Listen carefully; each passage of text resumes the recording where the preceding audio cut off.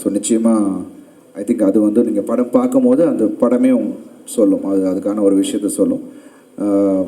So of course நீங்கள் சொன்ன மாதிரி ஒரு ஸ்டேஜுக்கு அப்புறம் தலை ஃபேன்ஸ் ஸ்டார்டட் லைக்கிங் மீ, என்னை வந்து விரும்ப ஆரம்பித்தாங்க, என்னை வந்து ஆதரித்தாங்க. அவங்க மட்டும் இல்லை, எல்லா தரப்பின ஃபேன்ஸுமே என்னை வந்து சப்போர்ட் பண்ணாங்க. ஸோ அவங்க இல்லை, எல்லா ஃபேன்ஸும் இல்லைன்னா நான் இங்கே இல்லை. ஸோ இங்கே நான் இருக்கிறது எல்லாரையும் என்டர்டெயின் பண்ணுறதுக்கு, என்னால் என்ன புதுசாக ஒவ்வொரு படத்துலையும் வித்தியாசமாக பண்ண முடியும் அப்படின்றத, நான் அவங்கள எக்ஸைட் பண்ணக்கூடியவளை என்ன என்னால் பண்ண முடியுன்றது தான் நான் பண்ணிக்கிட்டு இருக்கேன். ஸோ அதுக்கான வரவேற்பு அவங்க கொடுக்குறாங்க. ஸோ நிச்சயமாக அந்த உழைப்பு என்னோடய ஒவ்வொரு படத்துலையும் இருக்கும். அதே மாதிரி இந்த படத்துலையும் அதுக்கான உழைப்பு இருக்கும். ஸோ அதுக்கப்புறம் நீங்கள் அந்த டைட்டிலுக்கான விஷயம் நீங்கள் உங்களுக்கு புரிஞ்சுப்பீங்க. சார், இந்த படத்தில் பேர் பாடியே நடிச்சிருக்கீங்க, பேக்கில் வந்து அது மாதிரி இருக்குது. ஏன் எதனால இந்த பேர் பாடியே நடிக்கணும்? ப்ளஸ் இந்த ஸ்டில்ஸ்லாம் நீங்கள் பார்த்தீங்கன்னா கிறிஸ்டின் கோயிலில் போனீங்கன்னா அதுக்கு மாதிரி ஸ்டில்ஸை வந்து போட்டிருப்பாங்க, பேர் பாடியாக சம்திங் விஷயம்லாம் காட்டியிருப்பாங்க.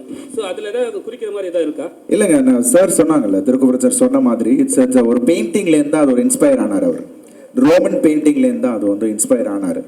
ஸோ அது அவர் என்கிட்ட காட்டும் போது, சார் இந்த மாதிரியான ஒரு ரெஃபரன்ஸ் தான் என்கிட்ட காமிச்சார். நான் ஃபஸ்ட்டு சார் நீங்கள் அப்படியே பண்ண முடியாது, ஏன்னா நீங்கள் வந்து அப்படி பண்ணிங்கன்னா அதுக்கு ஒரு பெரிய ஆப்போசிஷன் பார்ட்டி வந்துடும், அதை ஒரு மறைமுகமாக நம்ம ஒரு விஷயம் ஒன்று பண்ணுவோம்னு சொல்லிட்டு தான் வெங்கட்ராம் சார் ஷூட் பண்ணார். அண்ட் இன்றைக்கி இந்த அவுட்புட் அதனால் கிடைச்ச ஒரு விஷயம். அண்டு ரெண்டு பேர் சொன்னார்ல, ரெண்டு மிருகங்கள் சண்டை போடுற மாதிரி இருக்கணும்னு சொல்லி ஐ ஃபெல்ட் அது ஒன்று கிடச்சிச்சு இந்த ஃபர்ஸ்ட் லுக்கில். ஸோ இன்றைக்கி நீங்கள் அப்ரிஷியேட் பண்ணி அதை பற்றி பேசும்போது ரொம்ப சந்தோஷமாக இருக்குது. இன்றைக்கி ஆடியன்ஸ் இன்றைக்கி ரிலீஸ் ஆகிருக்கு. இன்றைக்கி நான் இன்னும் ஃபோனை ஓப்பன் பண்ணால் தான் தெரியும் அதோட comments. So thank you for that. Thank you. உங்களுக்கு வந்து நீங்கள் வந்து வில்லனா ரொம்ப நாள் ஹீரோவாக பண்ணியிருந்தீங்க, தலையோட படத்தில் அஜித்தோட படத்தில் நடிச்சிங்க.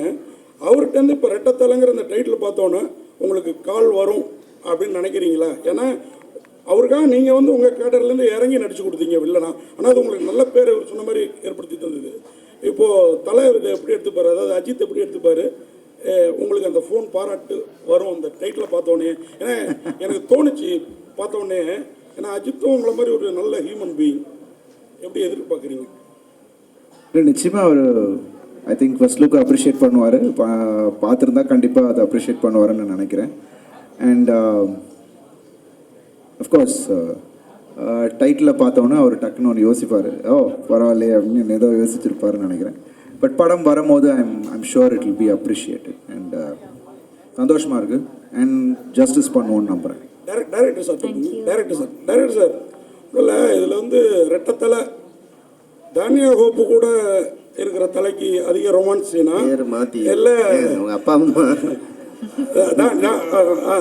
சாரி சித்தி, ஏன்னா அவங்க பேரை மனப்பாடம் பண்ணி இவங்கள நல்லா தெரியும். தானியா ரவிச்சந்திரன் அவங்க கூட உள்ள தலைக்கு ரொமான்ஸ் ஜாஸ்தியா, சித்தி கூட உள்ள தலைக்கு ரொமான்ஸ் ஜாஸ்தியா?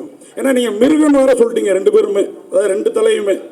யார் கூட ரொமான்ஸ்? ஏன்னா இங்கே வீரம் நல்லா தெரியுது ஸ்க்ரீன்லேயே, ரொமான்ஸ் யார் கூட ஜாஸ்தி? இவ்வளவு கேள்விக்கு பதில் சொல்கிற அளவுக்கு நான் படிக்கலைங்க, கஷ்டமானதாக இருக்கு.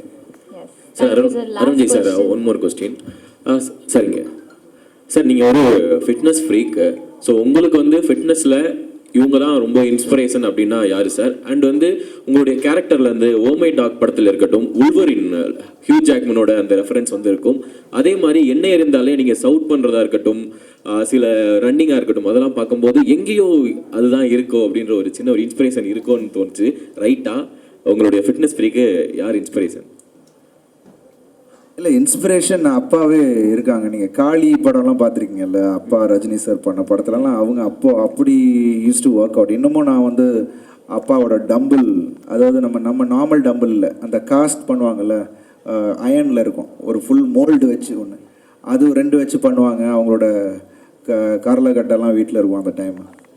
ஸோ நிறைய பேர் இன்ஸ்பிரேஷனாக இருங்க. எம்ஜிஆர் சார் வாஸ் அந்த டைம்லேருந்தே அவரோட ஃபிசிக்கை பார்த்து ரசித்தவங்க நிறைய பேர் இருக்காங்க. ஸோ அதுலேருந்து நிறைய பேர் இருக்காங்க.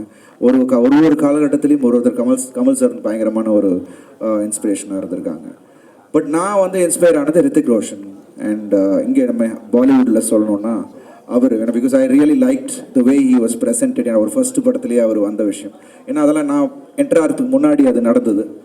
ஸோ அப்போ அது ஒரு பெரிய இதுவாக பேசிகிட்டு இருந்தாங்க. ஸோ அதுலேருந்து எனக்கு முன்னாடிலேருந்தே எனக்கு ஃபிசிக்கல் ஆக்டிவிட்டீஸ்லேயும் உடம்பு நல்லா வச்சுக்கணுன்றதுலேயும் எனக்கு வந்து இன்ஸ்பிரேஷன் இங்கே வீட்டில் இருக்கும் போது. ஸோ அது ஒரு இதுவாக ஆயிடுச்சு எனக்கு. அண்ட் ப்ளஸ் நிறைய பேர் இருக்காங்க ஹாலிவுட்டில் பார்த்தீங்கன்னா சில்வஸ்டர் ஸ்டாலனாக இருக்கட்டும், இல்லை நம்ம அர்னால்ட் ஷ்வார்ஸ்நெகராக இருக்கட்டும், எல்லாருமே அந்த போஸ்டர்ஸை வச்சு தான் நம்ம போயிட்டு இருந்தோம். So that's huge inspiration is there. And plus ஒரு ஆக்டருக்கு ஐ திங்க் நான் வந்து ஆக்ஷன் எனக்கு ரொம்ப பிடிக்கும். ஸோ ஐ திங்க் ஒரு ஆக்டருக்கு ஒரு முக்கியமான ஒரு விஷயமா ஐ திங்க் ஃபிசிக் இருக்கணும். ஏன்னா பிகாஸ் அது நிறைய விஷயங்கள் நமக்கு ஈஸியாக பண்ண முடியுது இல்லை. ஸோ அது நான் மைண்டில் வச்சு தான் I really love maintaining. So எல்லோரும் சொன்னாங்க இவ்வளோ வருஷம் எப்படின்னா, it's actually I love doing it and I keep doing it. That's all. Producer sir கிட்ட சார், நீங்கள் பேசும்பொழுது ஒரு இது சொல்லியிருந்தீங்க இந்த ஃபிசிக்கல் பற்றி, உடம்பு பாடியை. ஸோ பாலிவுட்டை கம்பேர் பண்ணியிருந்தீங்க. ஆனால் ஆக்சுவலாக நம்ம இதுலேயே தமிழ்நாட்டிலேயே வந்து சுப்ரீம் ஸ்டார் சரத்குமார் இன்னமும் அப்படி தானே வச்சுருக்காரு. ப்ரொடியூசர் கிட்ட கேட்குறேன். இல்லை, நீங்கள் அப்போதுலேருந்து மெயின்டைன் பண்ணிட்டு இருக்கீங்க. நம்ம தமிழ்நாட்டிலேயே நம்ம ஹீரோக்கள் நிறைய பேர் மெயின்டைன் பண்ணுறாங்க. அதில் குறிப்பாக பார்த்தீங்கன்னா சரத்குமார் சார் இருக்கார். ஏன் அவரை சொல்லாமல் நீங்கள் பாலிவுட் அந்த சைட்லாம் போயிட்டுருக்கீங்க? ப்ரொடியூசர் வந்து சொன்னார் பாடி ஃபிட். கேள்வி சரியா புரியலங்க, கொஞ்சம் ரிப்பீட் பண்ணுங்க. இல்லை ஆக்சுவலாக பாடி ஃபிட்னஸ் வந்து நல்லா வச்சிருக்க ஹீரோ வந்து அருண் விஜய் வச்சிருக்காரு அப்படின்னு சொன்னார். அதுக்கு பிறகு யார் வச்சிருக்காங்க அப்படின்னு பார்த்தீங்கன்னா பாலிவுட்டில் சல்மான் கான் அந்த மாதிரி சொன்னார். நம்ம தமிழ்நாட்டிலே நிறைய பேர் வச்சிருக்காங்களே, அதை ஏன் சொல்லாமல் விட்டீங்கன்னு தான் கேட்குறேன். அதை பற்றி பேசுங்க. அவர் அதை பற்றி பேசலை. இன்னொன்று, இந்த விஷயத்தில் நாங்கள்லாம் ரொம்ப தெளிவாக இருக்கோம். அதாவது எங்களுக்கெல்லாம் நாங்கள் சரத் சார் அப்படிங்கிறத விட சரத் அண்ணான்னு கூடுவோம். அவர் வந்து காலாகாலமாக எங்கள் எல்லாருக்கும் வந்து ஒரு முன்னோடி. ஓகே, எப்படி தமிழ் சினிமாக்குள்ளே வந்து ஃபிட்னஸ் எவ்வளோ முக்கியங்கிறது வந்து ரொம்ப பவர்ஃபுல்லாக வந்து அதை நிரூபித்தவர் வந்து அவர் இப்போ நீங்கள் இப்போ சொல்லி காட்டுறதுனால நாங்கள் வந்து அதை ஆமாம் அது 100% கரெக்டுன்னு நாங்கள் வந்து சொல்கிறோம். அருணை பற்றி பேசுனதுனால வேற யாரையும் இக்னோர் பண்ணியோ மருத்துவம் இது வந்து பேசவே இல்லை. 100% ஒத்துக்கிறோம். Thank you so much. Yes, last question. Yeah, last question.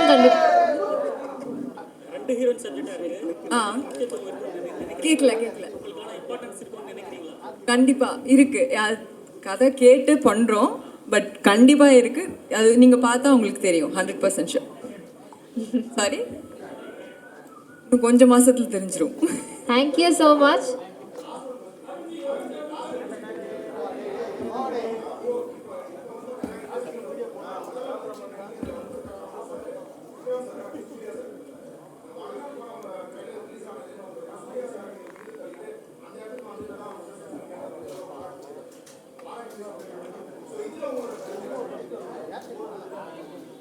பாராட்டுகளுக்கு நன்றி. ஆனால் நீங்கள் முன்னாடி சொன்ன விஷயம் அப்படி கிடையாது.